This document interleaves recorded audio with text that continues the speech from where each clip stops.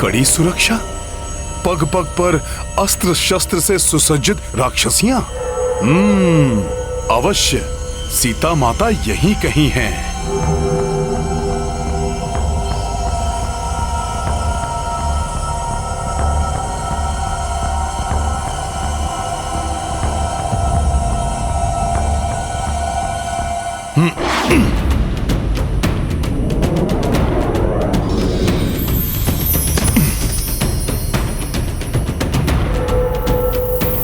यदि माता सीता यहीं पर हैं, तो मैं अब भी उनके दर्शन प्राप्त करने में असमर्थ क्यों हूं?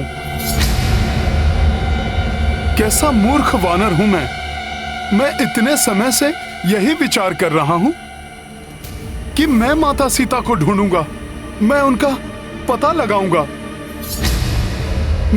मैं उनको प्रभु श्री राम का संदेश दूंगा, मैं ये करूंगा, मैं वो करूंगा। परंतु इस मैं के विचार में हनुमान तो ये भूल ही गया कि माता की इच्छा के बिना उनके दर्शन प्राप्त करना असंभव है। भक्ति में दंभ और अभिमान का कोई भी स्थान नहीं है हनुमान। मुझे माता सीता का ध्यान कर भक्ति भाव से उनके शुभ दर्शन प्राप्त करने की प्रार्थना करनी चाहिए।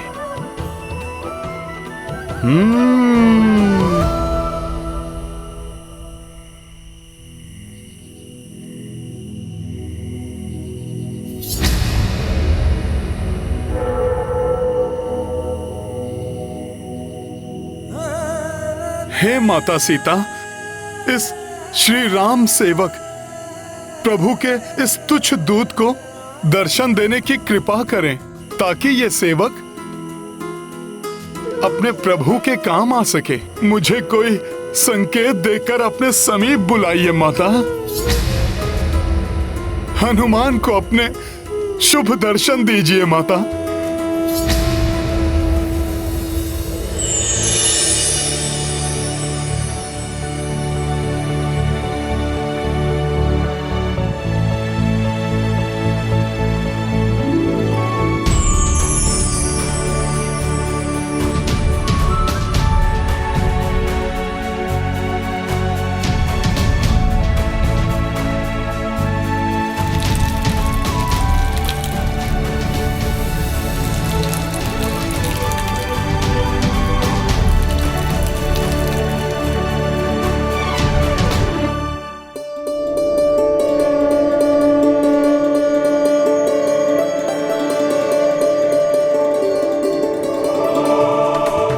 हनुमान, धन्य हुआ माता।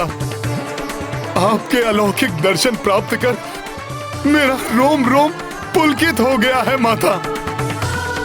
आपके समान शीलवान और दिव्य आभा से मंडित और कौन हो सकता है माता। आपके दर्शन से मेरा व्याकुल हृदय शांत हो गया है माता। निराशा उल्लास में परिवर्तित हो गई है। आपके दर्शन के लिए आतुर इस तुच्छ राम भक्त को दर्शन देकर आपने मुझे कृतार्थ कर दिया है माता। मेरा जन्म सफल हुआ। आपको मेरा शत शत प्रणाम।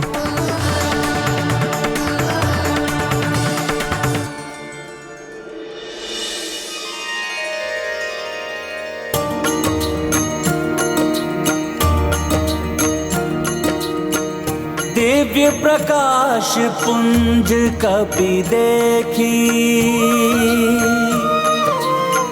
तरु की ओट बैठी बैदेही।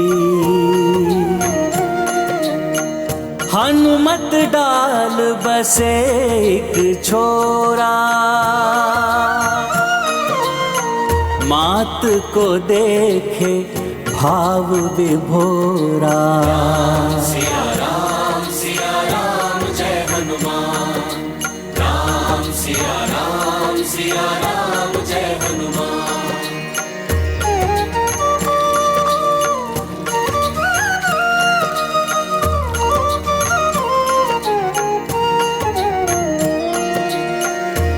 कानन छटा नयनाभिरामा, मन ही मन बजरंग प्रणामा। पवन तनय भय धन्य विलोचन, खोज ली जानकी संकट मोचन। सिया राम जय हनुमान, राम सिया राम जय हनुमान। ये गाथा महाबली हनुमत की, रुचिकर लीला राम भगत की। जय जय जय रघुनंदन राम, जय जय जय महाबली हनुमान।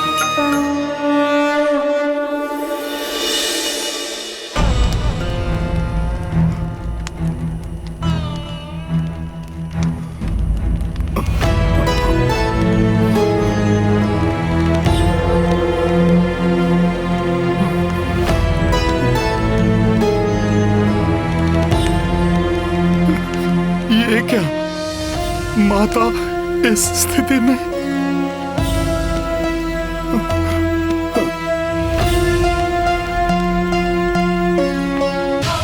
माँ, माँ, माँ, धर्मशील मिथिला नरेश जनक की पुत्री, पुण्यात्मा महाराज दशरथ की पुत्र वधु और मेरे आराध्य प्रभु श्री राम की अर्धांगिनी, दुख की छाया भी सदैव जिनसे दूर रही होगी, आज उन्हें विरह की अग्नि में तपते हुए देखने को विवश है मेरे नेत्र। नियति की कैसी क्रूर क्रीड़ा है ये। उधर जल बिन मछली के भांति प्रभु श्री राम तड़प रहे हैं और इधर माता सीता प्राण बिन देह की भांति कांतिहीन हो गई है।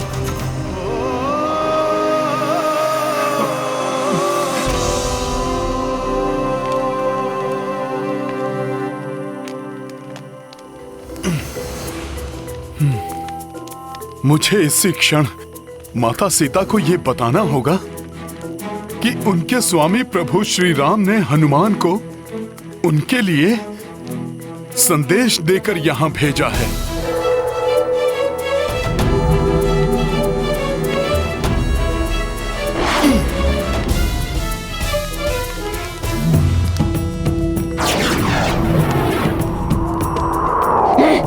ये क्या था? यहाँ कोई आसपास है क्या?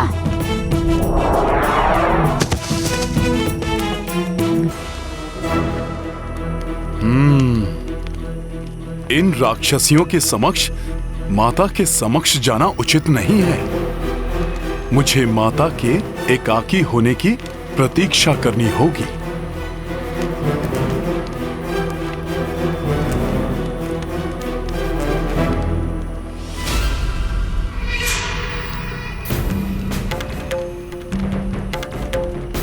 ये कौन आ रही है माता सीता के निकट? कहीं ये माता को प्रताड़ित ना करें।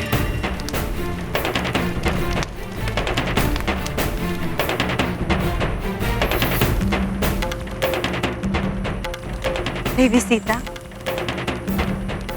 मैं अनिला हूँ, दशानन लंकेश के भ्राता विभीषण की पुत्री। प्रणाम। मेरी माता को ज्ञात हुआ कि आपने भोजन आदि का त्याग किया हुआ है, अतः उन्होंने आपके लिए ये शुद्ध एवं स्वच्छ फल आदि भिजवाए हैं। कृपया करके इन्हें ग्रहण कीजिए। विभीषण जी की पुत्री अनिला कदाचित अपने पिताश्री की ही प्रतिछाया है। नहीं, मुझे कुछ नहीं खाना। ऐसा ना कहिए देवी, कुछ तो ग्रहण कीजिए। ऐसे आप कब तक उपवास करती रहेंगी? जब 10 माह से कुछ ग्रहण नहीं किया तो अब क्यों ग्रहण करूं? उनकी सहृदयता के लिए उन्हें धन्यवाद कहना। इतनी पीड़ा, एक और विरह का दुख, दूसरी ओर क्षुधा। 10 माह से भोजन का त्याग। सत्य है, नारी की सहनशीलता की कोई सीमा नहीं। माता, आपकी इस तपस्या को नमन है मेरा। मुझे मात्र मेरे स्वामी की प्रतीक्षा है। भले ही मेरे प्राण मेरी काया क्यों न छोड़ दे, किंतु तब तक एक रास भी नहीं ग्रहण करूंगी जब तक मेरे स्वामी यहाँ आकर उस दुष्ट रावण को उसकी करनी का दंड नहीं दे देते। सीता! लंकेश का नाम आदर से ले, समझी? देवी सीता, साक्षी लंकेश के विरुद्ध कुछ भी कहना आपके लिए हितकर नहीं होगा। लंकेश कभी भी किसी भी क्षण यहाँ आ सकते हैं।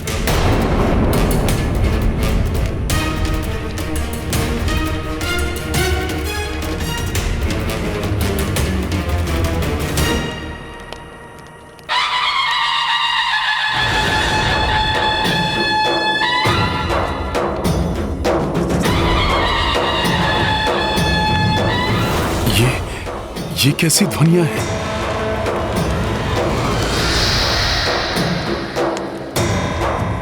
प्रसन्नता से अपने भाग्य को स्वीकार कर ले सीता। सुखी रहोगी, सुखी राज करोगी राज। तुम्हारे भाग्य का निर्णय करने आ रहे हैं स्वयं दशानन महाराज रावण।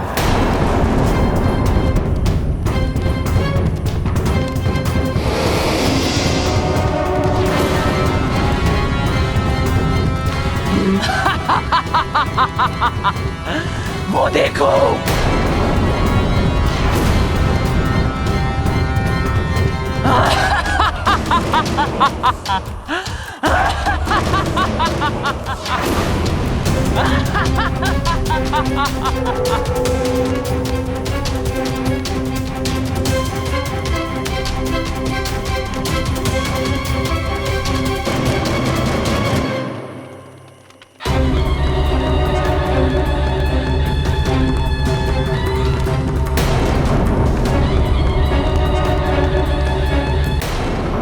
लौह पर स्वर्ण की परत चढ़ा देने से लौह स्वर्ण नहीं हो जाता। तुम्हारी ये भव्यता तुम्हारी दुष्टता को नहीं छिपा सकती राक्षस राज रावण।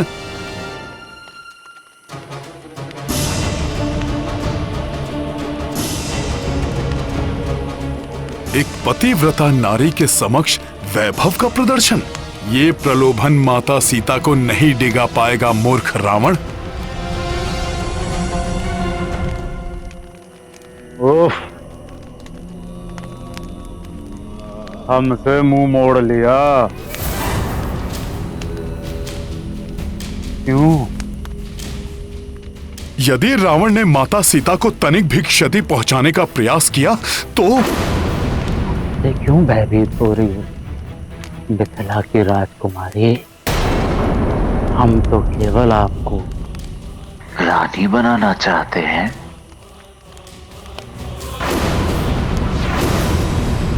इसमें हमने क्या अपराध किया? हाँ, अपराध तो हुआ है, किंतु वो अपराध आपके इस मोह लेने वाले रूप से हुआ है। अपराध आपके इन खंजन नैनों से हुआ है। कटकामिनी, गजगामिनी, अपराध हुआ है तो आपके शीतलता प्रदान इस चंद्रवदन से हुआ है।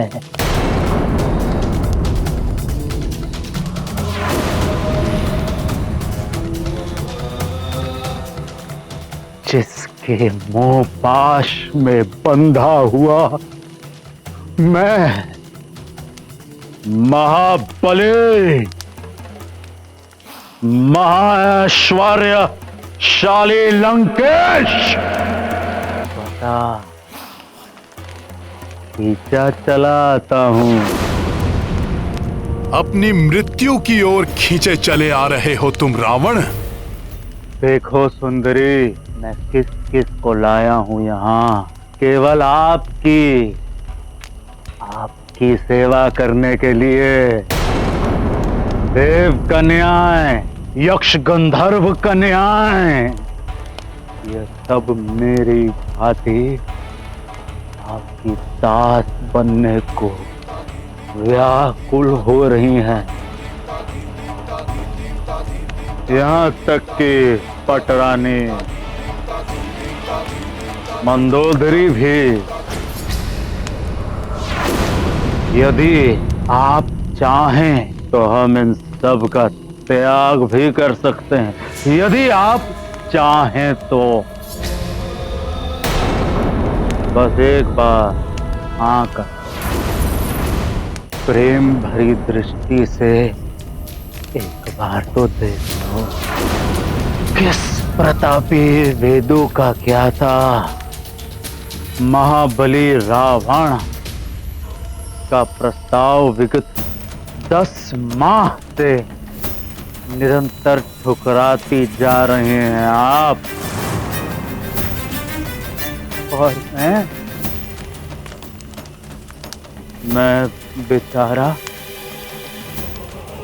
बावला दिन रात मात्र आप ही के विषय के बारे में सोच रहा हूं। मेरे असीम प्रेम का इतना अनादर ना करो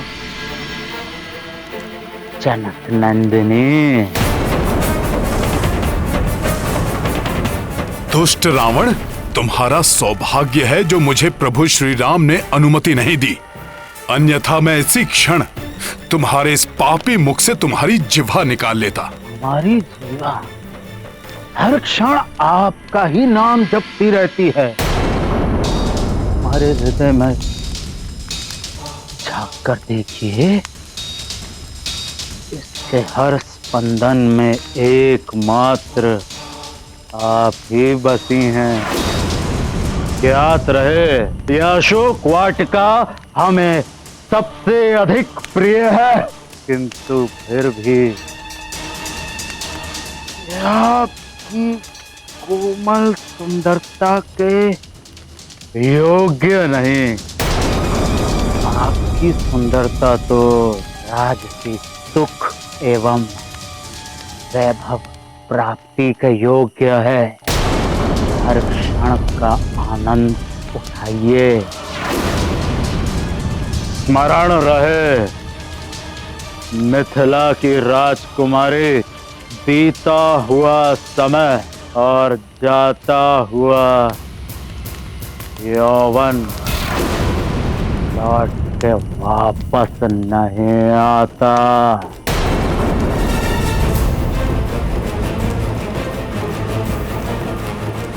कोई ज्ञानी इतना पतित कैसे हो सकता है? शिष्टता की सारी सीमाएं लांघ रहा है ये दुष्ट। अरे कैसी दयनीय स्थिति बना ली है आपने अपनी। क्षीण हुआ श्रृंगार, आभूषण विहीन देह, मैले हुए वस्त्र, पत्थर की शैया, अनवरत उपवास। क्या मिला आपको ये सब त्याग करके? मैं आपको सब ऐश्वर्य प्राप्त करा सकता हूँ, सारे वैभव प्रदान करा सकता हूँ जो कुबेर के स्वर्ण कोश में भी नहीं होंगे।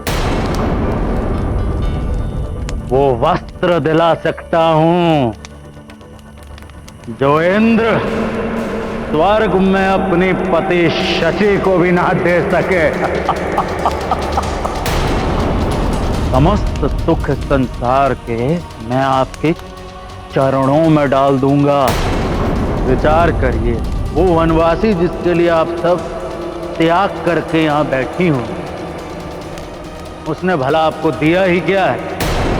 हाँ, वर्षों का वनवास और ये लंबी प्रतीक्षा। बहुत हो गया रावण। यदि कुछ और कहा माता सीता या मेरे प्रभु श्री राम के बारे में तो तुम्हारे लिए उचित नहीं होगा। भूल जाओ उस असभ्य नर को। त्याग दो अपना हक और मुक्त हो जाओ अपने दुखों से। मेरा प्रणय निवेदन स्वीकार कर लो प्रिय, और निकाल कर फेंक दो अपने हृदय से उस नारायण नर को।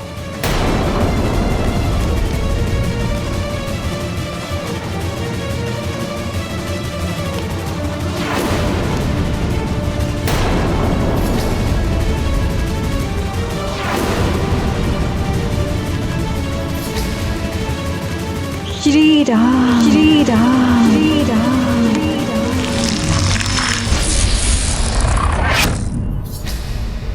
सीते सीते सीते, शीघ्र ही ज्ञात करो वो जानकी कहाँ है जिसके बिना मैं अधूरा हूं। और हनुमान, लंका में रावण की शक्ति और सेना का भेद पता कर मुझे बता।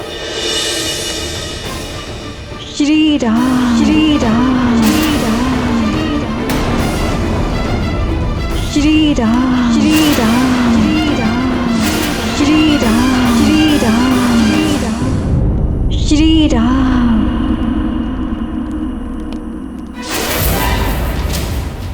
किसके लिए अपना ये अमूल्य समय नष्ट करे जा रही हो प्रिय? उस वलकल वस्त्र में लिपटे नर के लिए जिसकी विजय की कोई आशा नहीं। वो अपना राजपाट और भाग्य गवाकर वन वन भटकता है, धरती पर सोता है। ये तो शंका हो रही है कि वो कहीं जीवित भी है कि नहीं।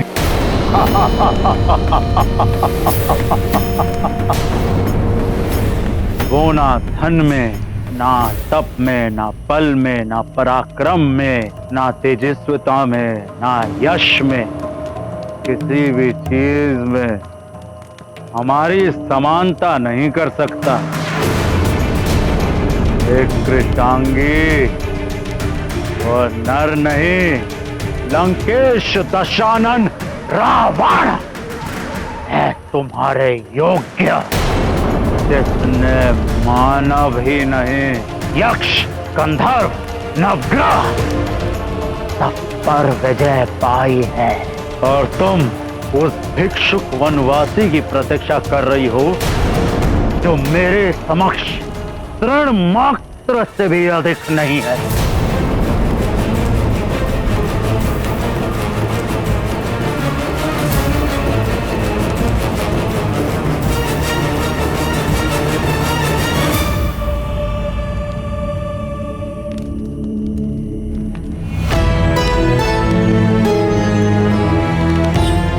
यदि तुम इतने ही पराक्रमी हो तो मेरे स्वामी के समक्ष मेरा हरण करते।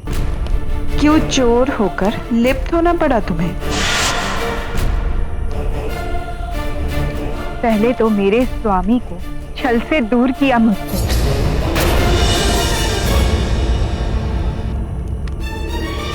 फिर भ्राता लक्ष्मण को छल से दूर भेजकर उनकी अनुपस्थिति में हरण किया मेरा।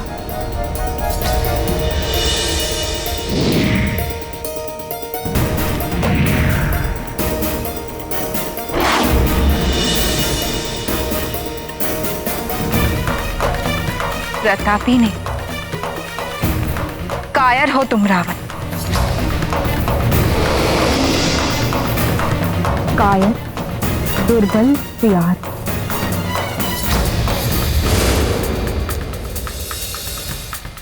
तो मेरे स्वामी पुरुष सिंह श्री राम और साक्षात नरबाग भ्राता लक्ष्मण का सामना कदापि नहीं कर सकता।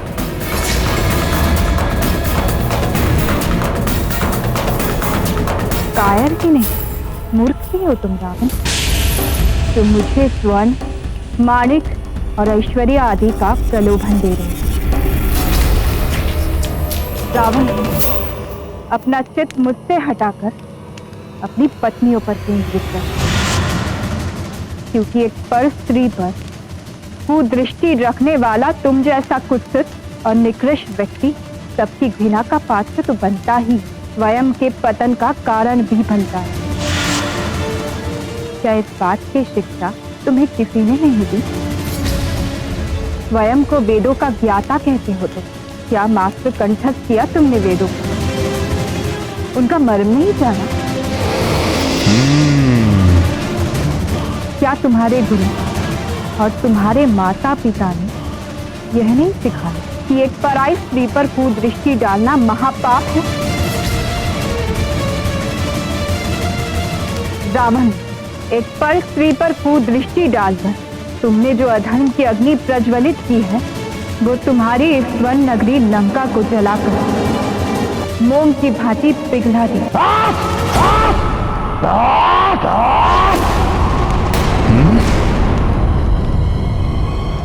बंद कर अपना ये प्रवचन।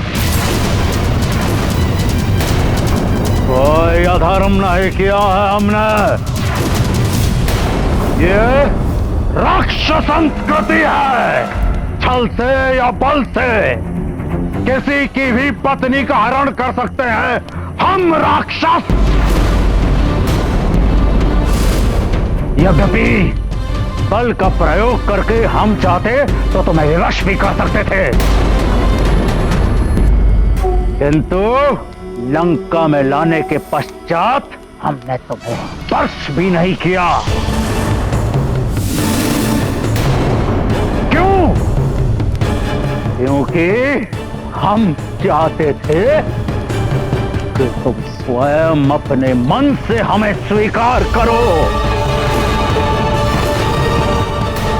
किंतु अब मेरा धैर्य समाप्त होता जा रहा है और तुम्हारा समय। हाँ, समय समाप्त होता जा रहा है तुम्हारा।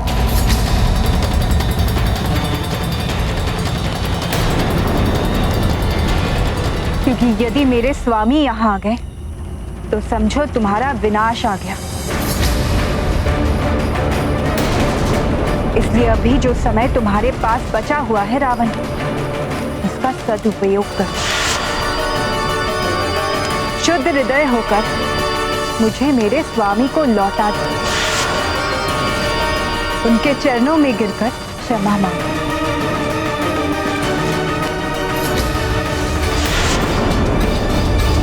क्षमा?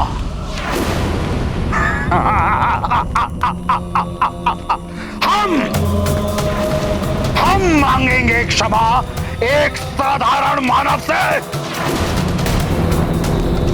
क्षमा हमारे शब्दकोश में ही नहीं है,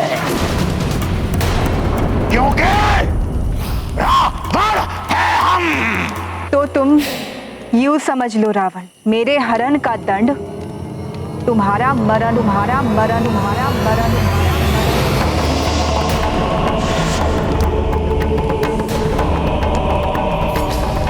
जिन्हें तुम साधारण मानव समझ रहे हो, उनके धनुष की टंकार मात्र से ही तुम्हारी ये लंका थरथरा उठेगी।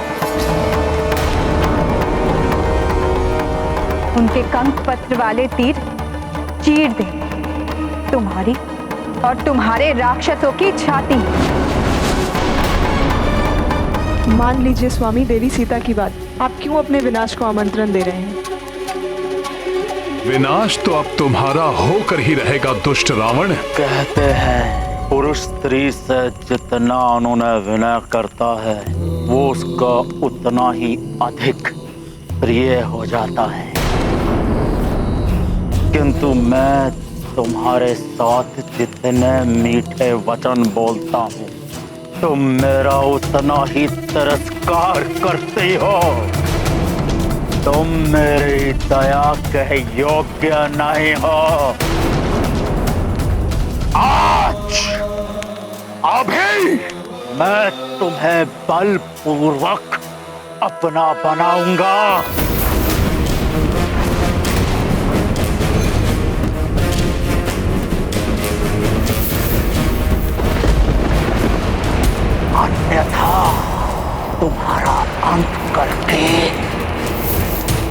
सदा के लिए तुम्हारी तृष्णा से मुक्त हो जाऊंगा।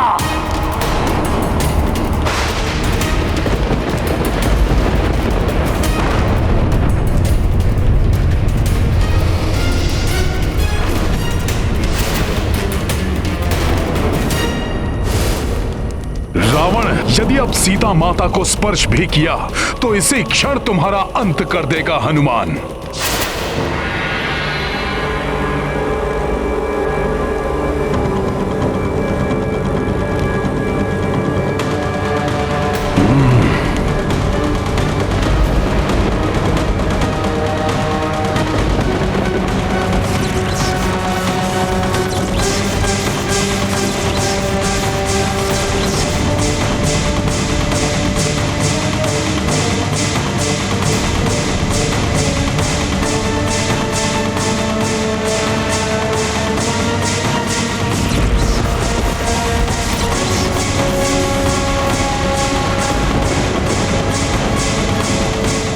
स्वामी,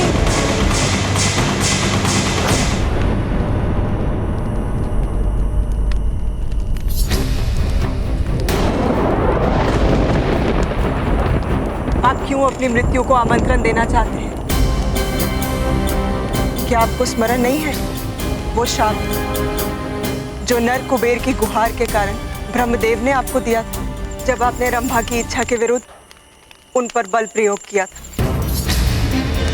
मैं तुम्हें श्राप देता हूं कि आज के पश्चात यदि तुमने किसी भी स्त्री की इच्छा के विरुद्ध उस पर बल प्रयोग किया या उसका प्रयास भी किया, तुम्हारा शीश 7 भागों में खंडित हो जाएगा। तुम्हारी ये वासना ही एक दिन तुम्हारे विनाश का कारण बनेगी।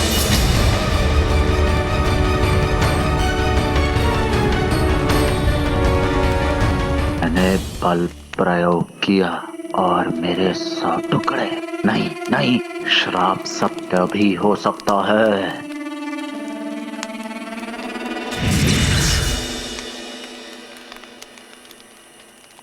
एक नारी का वध आप जैसे महाबली को बिल्कुल शोभा नहीं देता। यदि देवी सीता अपनी इच्छा से आपको स्वीकार नहीं करना चाहती तो आप इन्हें पूर्ण सम्मान के साथ इनके पति के पास वापस भेज दें। इनके यहाँ रहने का अर्थ होगा एक बहुत बड़ी विपदा को आमंत्रण देना। विपदा आएगी किंतु मुझ पर नहीं, इस पर। सीता, तुम्हें जो अवधि मैंने दी थी उसमें 2 माह और शेष, 2 माह और मैं तुम्हारी प्रतीक्षा करूंगा। तत्पश्चात भी यदि तुम मेरी शैया में नहीं आए, मेरे कलेवा के लिए तुम्हारे टुकड़े कर देंगे। अनुचर्यों, साम दाम दंड भेद कोई भी नीति अपनाओ, किंतु इस मिथिला की राजकुमारी को इतना विवश कर दो कि ये स्वयं ही हमें अपनाने के लिए तत्पर हो जाए। दुष्ट स्मरण रहे, इस कार्य में असफलता का अर्थ है इसके साथ ही तुम सबकी मृत्यु भी। जी लंकेश।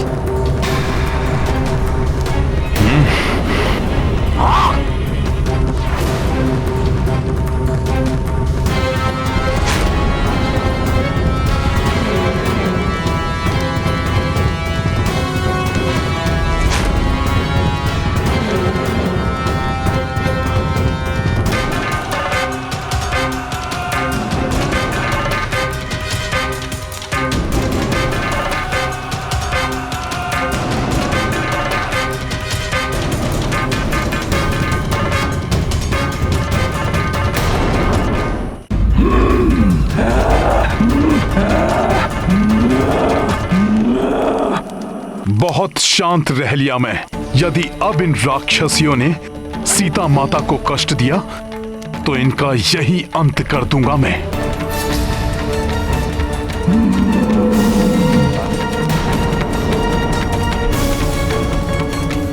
राक्षसियां कुछ भी कर लें, किंतु हनुमान के रहते माता सीता को कोई क्षति नहीं पहुंचा सकती। भयभीत करना चाहती हैं ये माता सीता को। मैथिली, लंकेश का अपमान करके तूने अच्छा नहीं किया। इसका दंड तो तुझे निश्चित ही मिलेगा।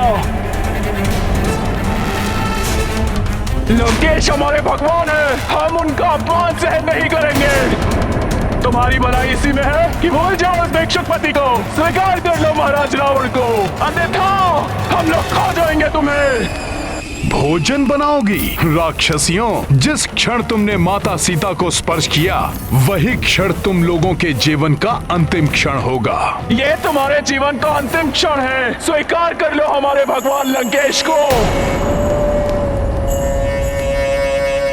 अनुचित है ये सब, किंतु मैं महाराज के आदेश के विरुद्ध कुछ कर भी तो नहीं सकती। हनुमान की सहन शक्ति की सीमाएं लांघ रही हैं ये राक्षसियां।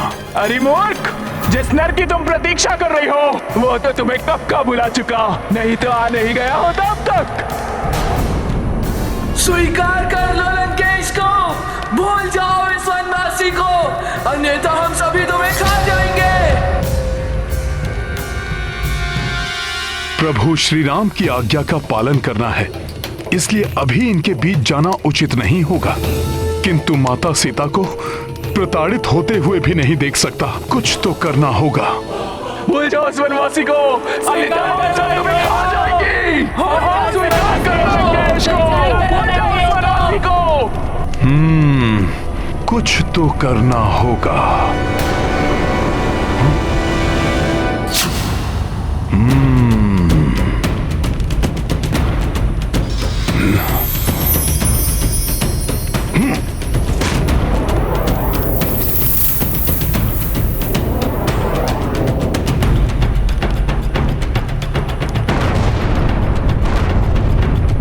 ये क्या? ये विस्फोट कैसा?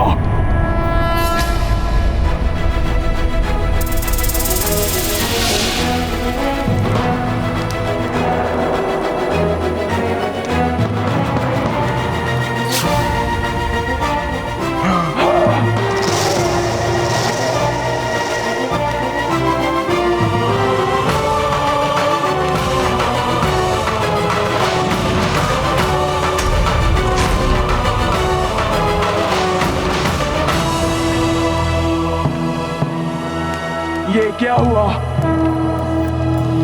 किसने किया ये? अवश्य कोई है वहां पर। जो कोई भी है वहां पर बच के नहीं जा पाएगा। चलो।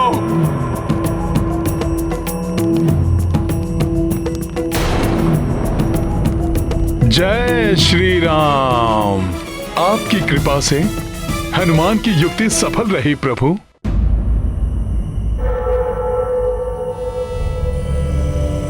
त्रिजटा, ये क्या हुआ? तुम इतना भयभीत क्यों हो त्रिजटा?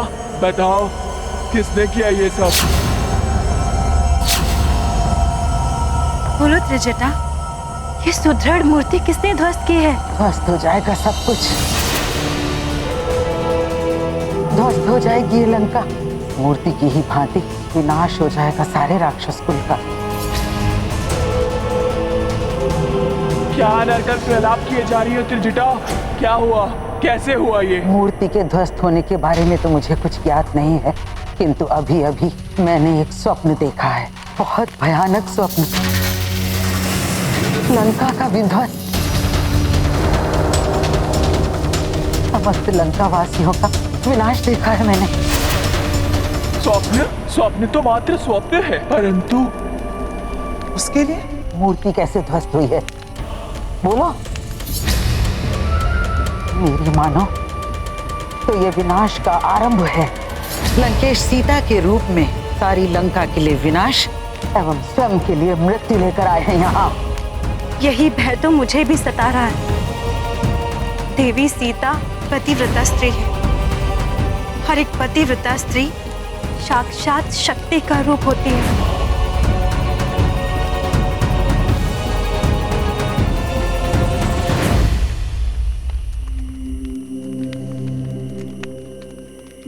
माता को इस असीम दुख से मुक्त कराने के लिए हनुमान को इसी समय जाकर उन्हें अपने और प्रभु श्री राम के बारे में बताना होगा।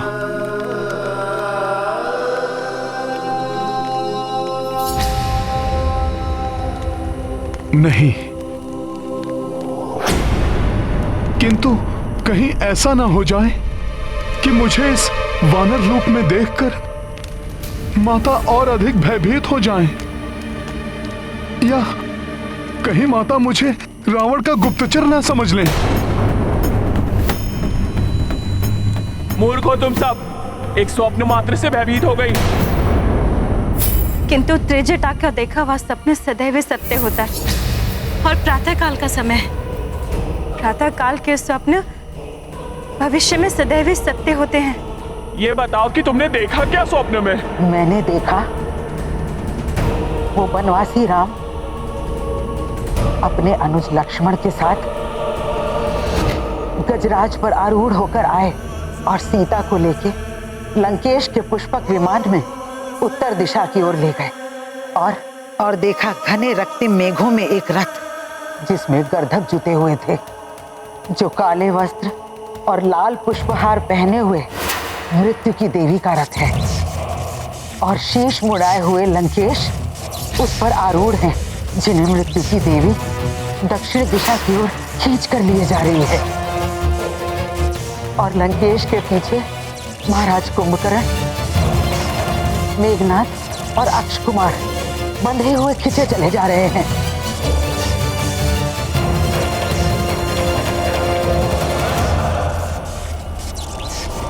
और पीछे छूट गई है ध्वस्त लंका, खंडहर बनी हुई, जहाँ चारों ओर अग्नि ही अग्नि दिखाई दे रही है।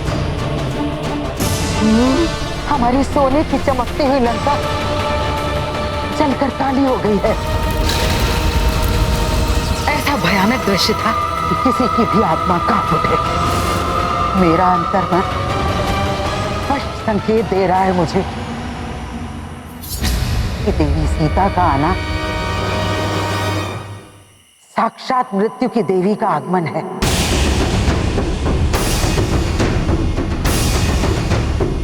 श्री राम की विजय और लंकेश रावण का विनाश निकट ही दिखाई दे रहा है मुझे।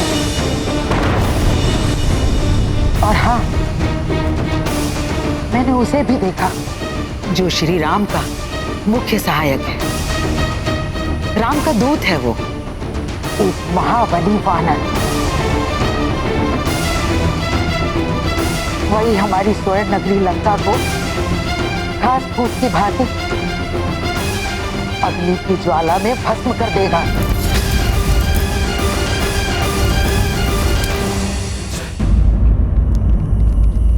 प्रतीत होता है रावण की बातों से माता सीता व्याकुल हो उठी हैं। अपना राजपाट और भाग्य गवाकर वन वन भटकता है, धरती पर सोता है।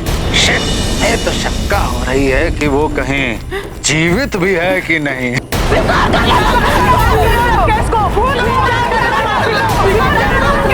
खा जाएंगे।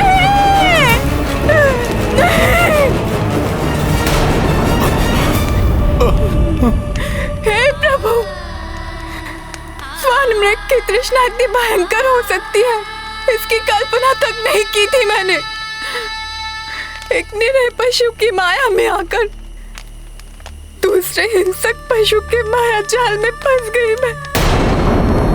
इस मृग तृष्णा का ही परिणाम है ये, जो बार बार मुझे अपने पति का अपमान सहना पड़ रहा है। तुम्हारी भलाई इसी में है कि भूल जाओ उस भिक्षुक पति को, स्वीकार कर लो महाराज रावण को।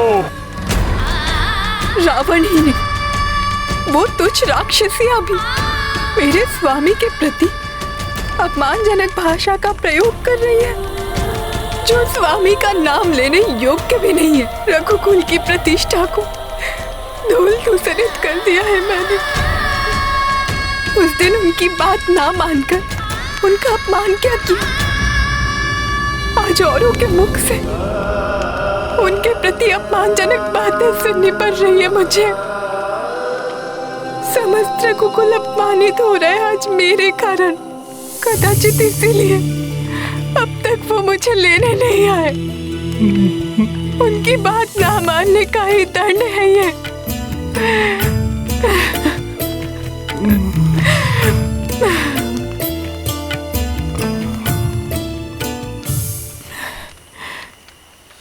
सहस्त्रों राक्षसों का वध करने वाले महायोद्धा मेरे स्वामी रावण का अंत करने अब तक क्यों नहीं आए? क्या उन्हें ज्ञात नहीं कि मैं लंका में हूँ? वे चाहे तो तीनों लोकों में ढूंढकर शीघ्र ही मुझ तक पहुंच सकते हैं। फिर इतना विलंब क्यों? क्या उन्होंने वैराग्य अपना लिया या मेरे वियोग में क्षत्रिय धर्म त्याग कर सन्यासी बन गए वे?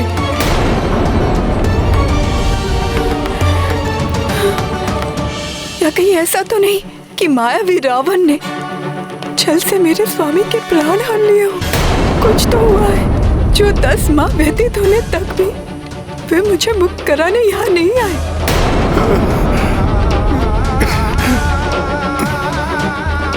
ऐसी स्थिति में मैं स्वयं भी जीवित रहकर क्या करूंगी? मैं जीवित नहीं रहूंगी।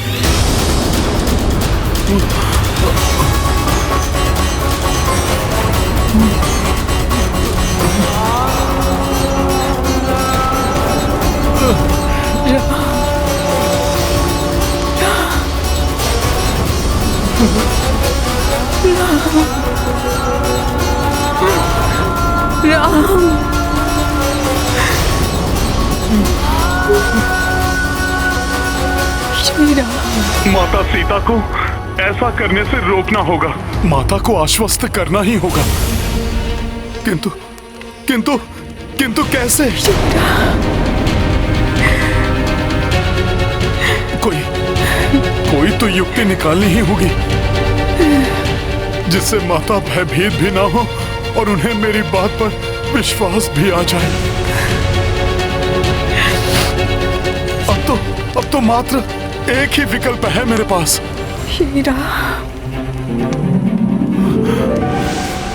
श्री राम के बिना मेरे जीवन का कोई अर्थ नहीं। अब तो यमलोक ही मेरे लिए एकमात्र स्थान बचा है जहां मैं स्वतः पहुंच सकती हूँ।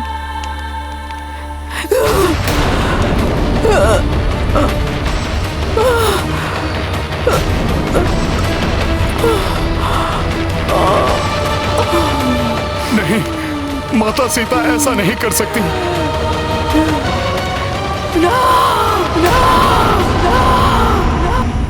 सीते, सीते, जय श्री राम। राम श्री राम, श्री राम जय जय राम। राम श्री राम, श्री राम जय जय राम। रघुकुल में दशरथ आंगन में चंद्रमुखी श्री राम थे जन्मे। हर्षित उल्लासित थी दिशाएं, दीप अवध प्रज्वल घर घर में। राम श्री राम, श्री राम जय जय राम। राम श्री राम, श्री राम जय जय राम। स्वामी के नाम की ध्वनि यहाँ लंका में, ये कोई माया है या मेरा दिवा स्वप्न या मेरा भ्रम?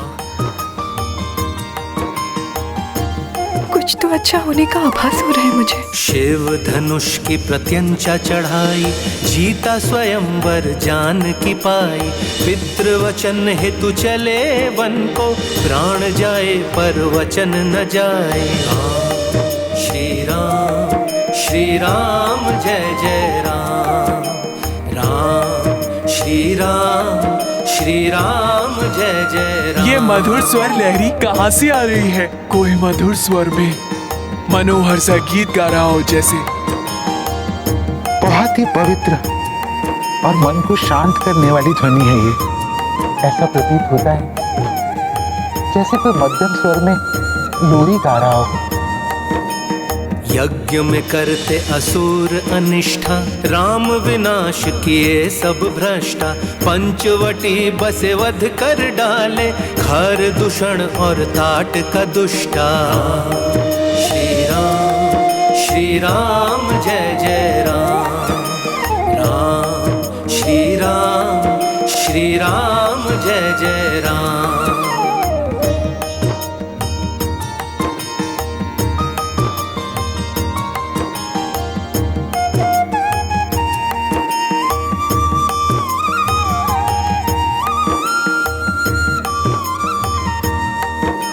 शोक राम को विधि ने लेखी, रावण ने हर ली बैदेही। किष्किंधा सुग्रीव मिले तब, राम किए वध वाली अधर्मी। श्री राम जय जय राम, राम श्री राम जय जय राम। रामदूत बनकर एक वानर, लंका पहुंचा लांघ के सागर। चहु दिशा माँ जानकी खोजी, दर्श दिए माता अब जाकर। श्री राम जय जय राम, राम श्री राम जय जय राम। राम श्री राम जय जय राम, राम श्री राम जय जय राम।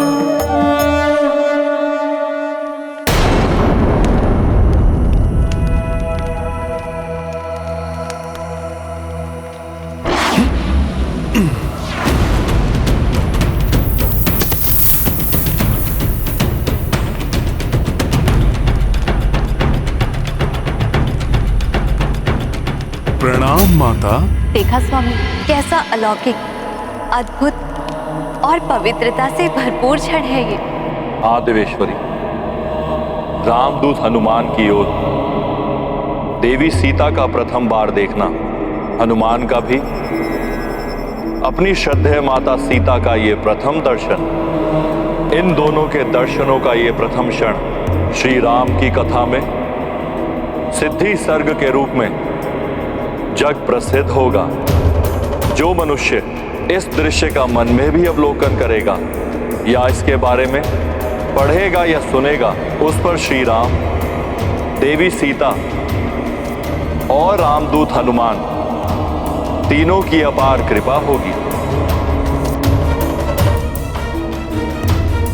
उन्हें सिद्धि एवं बुद्धि की प्राप्ति होगी।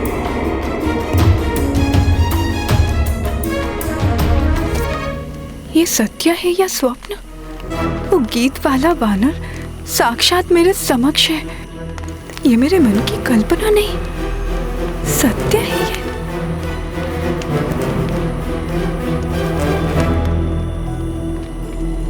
प्रभु श्री राम के नाम मात्र से माता का मुखड़ा प्रफुल्लित हो उठा है।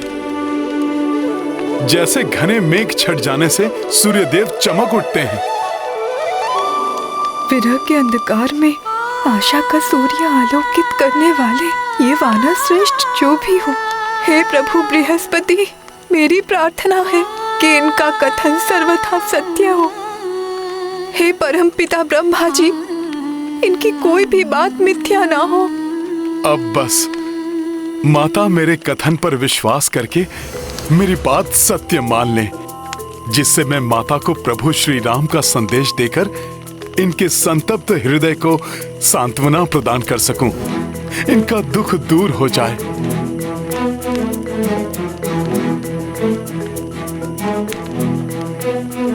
कौन हो तुम?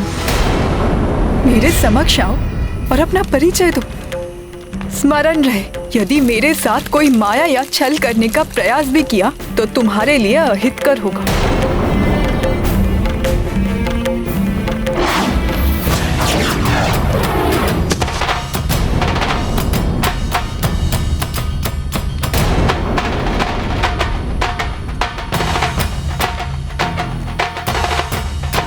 प्रणाम माता।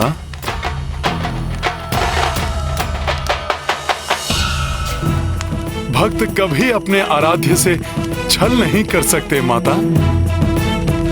माता, आप जिन प्रभु श्री राम की प्राण हैं, मैं उन श्री राम का एक तुच्छ सा दूत हूँ, जिसे स्वयं प्रभु श्री राम ने आपको ढूंढने के लिए भेजा है।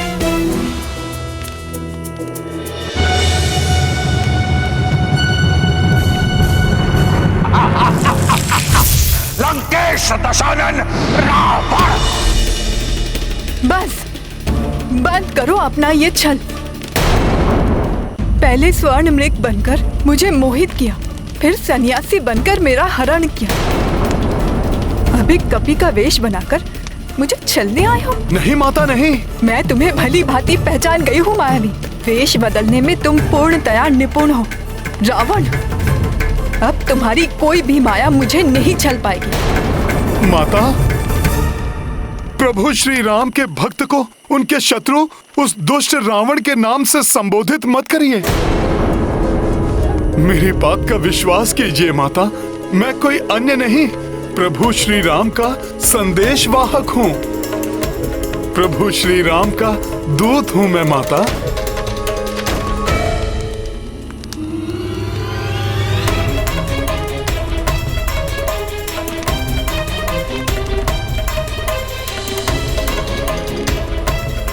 प्रभु का कैसा अधम सेवक हूँ मैं।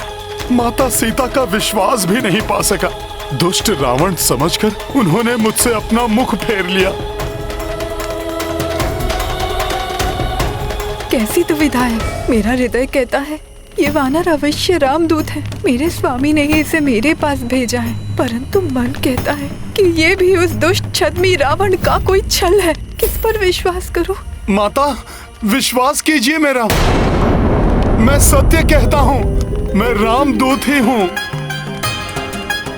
मैं वानर हनुमान प्रभु श्री राम का अनन्य भक्त हूँ और उनके आदेश पर मैं आपको यहाँ ढूंढने प्रस्तुत हुआ हूँ माता। एक वानर प्रभु श्री राम का दूत, ये कैसे संभव है? माता, मैं आपको विस्तार से बताता हूँ। जब आपको ढूंढते हुए वल्कल वस्त्रधारी नरसिंहों के समान पराक्रमी दो शूरवीर धनुर्धारी प्रभु श्री राम और उनके अनुज भ्राता लक्ष्मण ने ऋषमुख पर्वत की सीमा में प्रवेश किया, तो उन्हें अपने भ्राता वाली के सहयोगी जानकर वानर राज सुग्रीव अपने जीवन को लेकर भयाक्रांत हुए।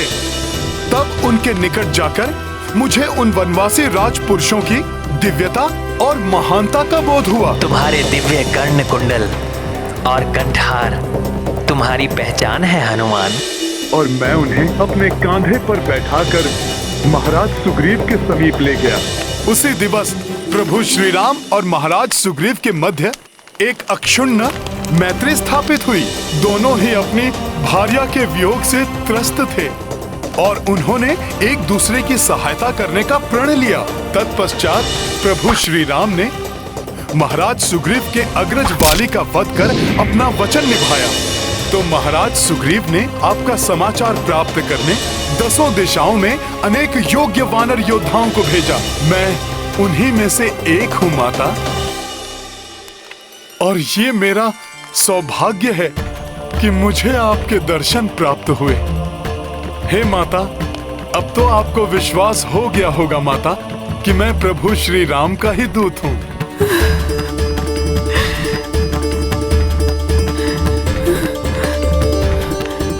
हे कपिवर, यदि आप सत्य कहते हैं और आप मेरे प्रभु श्री राम के दूत बनकर यहाँ उपस्थित हुए हैं, तो आपका मंगल हो। परंतु मेरा मन अभी भी अनेक शंकाओं से विचलित है। उनका निवारण करने हेतु आप मेरे प्रभु श्री राम की महिमा का विस्तार से वर्णन कीजिए, क्योंकि यदि आप रामदूत हैं तो आपको मेरे स्वामी श्री राम के सामीप्य का सुख लाभ प्राप्त हुआ होगा। हाँ माँ, हाँ हुआ है माँ। और आप उनके सभी उत्तम गुणों से भली भांति परिचित हुए होंगे।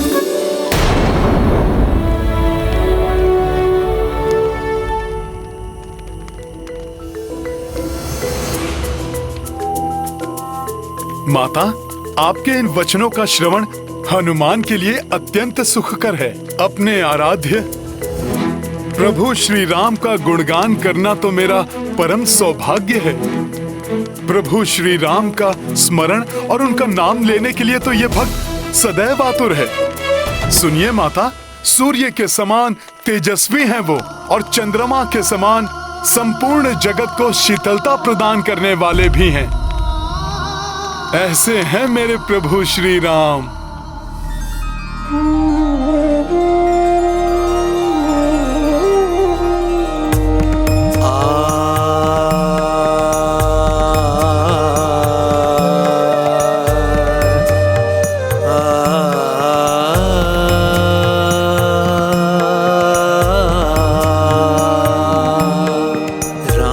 चंद्र ज्ञानवान नम्र भाषी शीलवान, चंद्र जैसे मुख पे सूर्य के समान धूप है।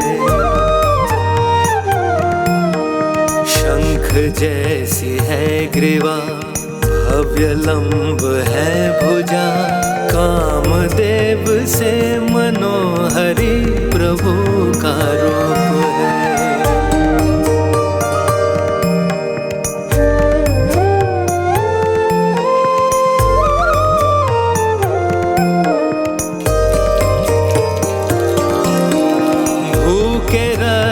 शील वो विनय है सहनशील वो, बृहस्पति के तुल्य रघुवीर ज्ञानवान है।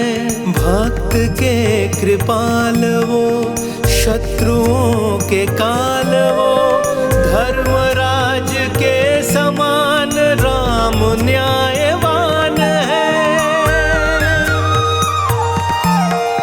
राम नीतिवान है वो, सर्वशक्तिमान है। कैसे मैं विशेषता सुनाऊं प्रभु राम की। मन में लाख भाव है, शब्दों का अभाव है। मेरे ही में रचे बसे है राम ही राम है। मेरे ही में रचे बसे है राम ही राम है। मेरे ही में रचे बसे है राम ही राम है।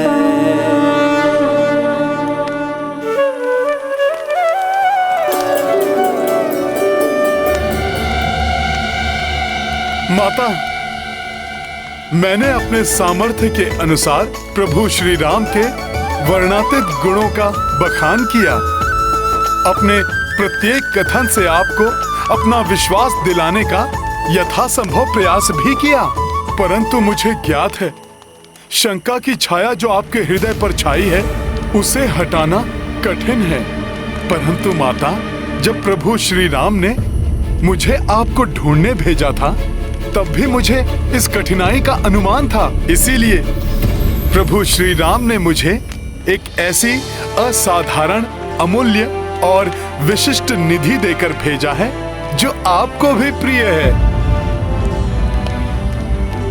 और जिसे देखकर आप मुझ पर अवश्य विश्वास करेंगे। जय श्री राम, जय श्री राम। ये देखिए माता,